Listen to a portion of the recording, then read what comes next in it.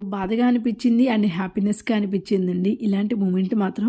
So, ఎందుకో తెలియదు but కొత్తగా అనిపించింది. మీకు కూడా ఎవరికైనా ఇలాగే అనిపిస్తే మాత్రం ప్లీజ్ కామెంట్ చేయండండి.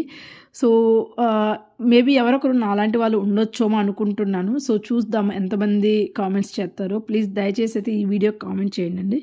సో, జస్విక్ అయితే నేను ఆడుతుంటే జస్విక్ తోటి లేదు నేను డ్యాడీతోటి ఆడతానని ఏడ్చాడండి.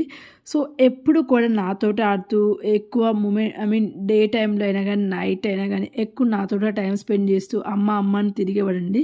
సో, సడన్‌గా ఏమైందో ఏంటో తెలియదండి. ఒక 2 డేస్ వాళ్ళ డ్యాడీ డే టైంలో చూసాడు కంప్లీట్‌గా. సో, నాకు కుదరకపోతే అప్పటినుంచి చేంజ్ అయిపోయాడండి. నాన్న, నాన్న నిద్రలో కూడా నాన్ననే కలవరిస్తూ ఉన్నాడు. సో, చూసారు కదా! నాకు ఆ బాల్ ఇచ్చారండి ఆడుకోమని. సో, వాళ్ళ డ్యాడీ అమ్మతోటి కూడా ఆడు అంటే, లేదు నేను నీతోటి ఆడతానని ఏడుస్తున్నాడు. అలా ఉంటుందండి సిట్యుయేషను. చూసారు కదా! వచ్చి నన్ను ఎక్కిరిస్తున్నాడు ఇంకా.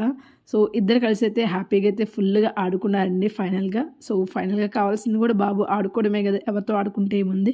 సో, అప్పుడప్పుడైతే ఇలా అనిపిస్తాడు. తర్వాత వచ్చి మమ్మీ సారీ మమ్మీ నేను నీతోటి కూడా ఆడుకుంటా అని చెప్తున్నాడు. సో, నాలాంటి వాళ్ళు ఎవరైనా ఉంటే మాత్రం కామెంట్స్ చేయండి. మర్చిపోకుండా మాత్రం. Thank you for watching this video. Bye bye.